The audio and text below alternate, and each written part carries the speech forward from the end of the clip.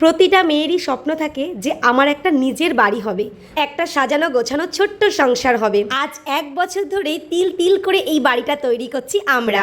তো আজ সেই বাড়িতে গৃহপ্রবেশের অনুষ্ঠান, কতই না খুশি লাগছে তোমাদেরকে বলে বোঝাতে পারবো না। বাড়িটা এখনো সম্পূর্ণ সাজিয়ে গুছিয়ে উঠতে পারিনি, তবে অনেকটাই থাকার মতো হয়ে গেছে। আজ আমার জীবনের সবচেয়ে খুশির দিন, তাই আমার ভালোবাসার মানুষগুলো এক এক করে চলে এসেছে আমার বাড়িতে।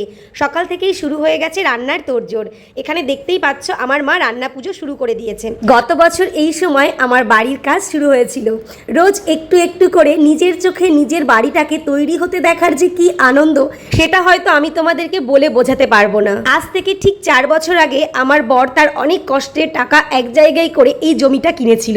আমার ভোলানাথের আশীর্বাদে আর গোবিন্দের কৃপায় সেই জমিতে গড়ে উঠেছে আমাদের স্বপ্নের বাড়ি, আমার নিজের বাড়ি। আমার অনেক দিনের স্বপ্ন ছিল যে আমার নিজের বাড়িতেই আমার শুভাকাঙ্ক্ষী, আমার ভালোবাসার মানুষগুলোকে ডেকে একসাথে বসে অন্ন খাওয়াবো। তো আজ সেই স্বপ্নটাই আমার পূরণ হচ্ছে। সকাল সকাল স্নান করেই আমি ঠাকুর সেবা দিয়ে দিয়েছি, আর তোমাদেরকেও আমার মন্দিরটা দর্শন করিয়ে দিলাম। আরেকটা কথা তোমাদেরকে না বললেই নয়, আজ আমার 8 বছরের বিবাহবার্ষিকীর জন্য মা আমাকে আমার পছন্দের ফুল আর খোপায় দেওয়ার মালা এনে দিয়েছে। সাথে আমার মেজো খুকিও আমাকে খুব সুন্দর ফুল উপহার দিয়েছে।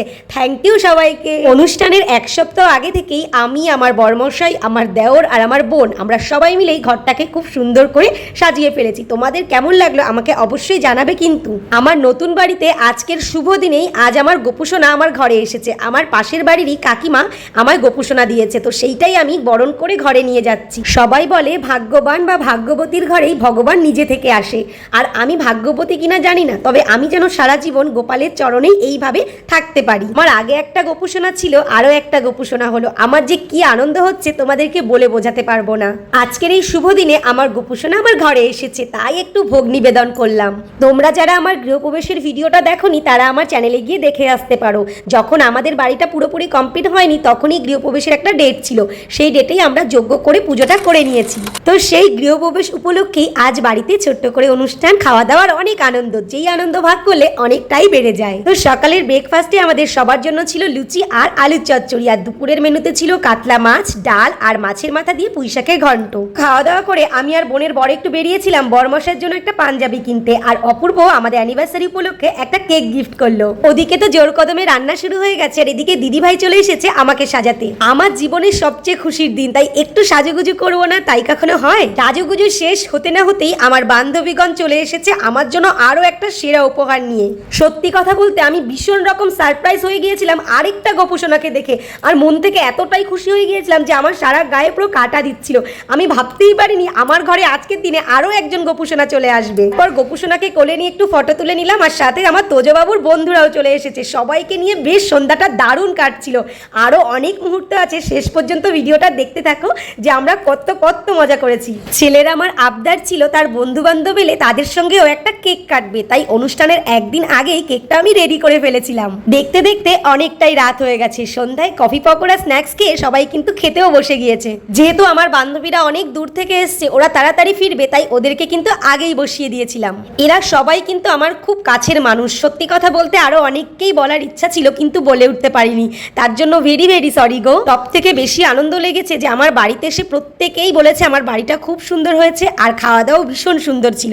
আর হবে নাই বা কেন, আমরা যাকে রান্নার দায়িত্ব দিয়েছিলাম তাকে আমরা চোখ বন্ধ করে ভরসা করতে পারি। জানো তো আমি আর আমার বর একা হাতেই সমস্ত অ্যারেঞ্জমেন্ট করেছি, তাই কেউ যদি ভালোও বলে যায় সেটাও আমাদের প্রাপ্য, আর খারাপ বলে গেলেও সেটাও আমাদের প্রাপ্য। মানে দেখো শাশুড়ি মা, আমার মা সবাই বসে আছে, সাথে আমার দুই মামি শাশুড়ি, আমার বান্ধবীগণ, আমার যা, আমার বোন, আমার মামার মেয়ে, সবাই একই ঘরে সবাই বসেই গল্প করছিল, আর বাইরেটা বসেছিল আমার অনেক কাছের মানুষজন। এবার চলো একটু ছাদে নিয়ে যাই, কারণ আমার ছেলে তার বউয়ের সঙ্গে ডিনার করতে বসে পড়েছে। এত সুন্দর মুহূর্ত তোমাদের না শেয়ার করলে হয়? তো এরা হচ্ছে আমি আগে যেখানে ভাড়া থাকতাম সেখানকার আমার কিছু ভালোবাসার মানুষ। ছাদে এসে সবাইকে একটু জিজ্ঞাসা করছিলাম যে রান্না বান্না কেমন হয়েছে, খাওয়া দাওয়া ঠিকঠাক করে যেন, যেটা আর কি বলতে হয়।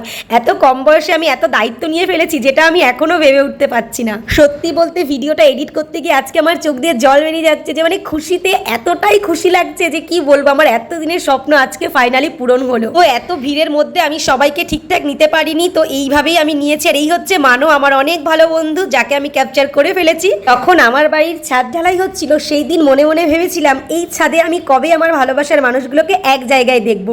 তো সেই স্বপ্নটাই কিন্তু আজকে পূরণ হয়েছে। কি যে আনন্দ লাগছে লাগছে তোমাদেরকে আমি বলে জাস্ট বোঝাতে পারবো না। আর একটা মানুষের কথা আমি না বলে কিছুতেই থাকতে পারছি না, সেটা হচ্ছে আমাদের মৃণাল দাদা, যে এই ঘর তৈরি থেকে এই পর্যন্ত সব সময় আমাদের সঙ্গে ছিল, পাশে ছিল। তো এখন বাজে রাত 12টা, আর আমরা বাড়ির কজন মানে আমি, বড়মশাই, আমার মা, আমার ননদ আর দেওর আর বরের বন্ধু, এই কজন খেতে বসে পড়েছি। আর আজকের আমাদের মেনুতে ছিল চিকেন সাটে, আর সাথে ছিল বেবি নান, চানা, স্যালাড, আর মেন কোর্সে ছিল ফ্রাইড রাইস, চিকেন কষা, আর শেষ পাতে চাটনি, পাঁপড়, ছিল আইসক্রিম, হজমোলা। তো খাওয়া দাওয়া শেষ করেই চলে এসেছি ঘরে। এখানে এসে দেখি আমার দুই কাকিমা, আমার বান্ধবী পলি, এখানে তোজবাবুর বউ। চলো সবার সঙ্গে একটু হালকা করে পরিচয় করিয়ে দিই। এই হচ্ছে আমার শাশুড়ি মা, মানে আমার তোজবাবুর ঠাম্মি। আর এই যে বাইরে বসে আছে তোজবাবুর সোনা আন্টি আর সোনা কাকাই, এই মেজো মামি, বড় মামি, আর ওই যে বড় মামি শাশুড়ি, এই পাশে আমার যা, আর ওই যে পেছনে আমার মেজো খুকি। যে কজনকে পেরেছি সে কজনকেই দেখিয়ে দিয়েছি। এবারে রাতে অ্যানিভার্সারি স্পেশাল আমার দেওর আর বোন মিলে এর একটু কেক কাটার অ্যারেঞ্জমেন্ট করেছে। তো চলো টাটা বাই।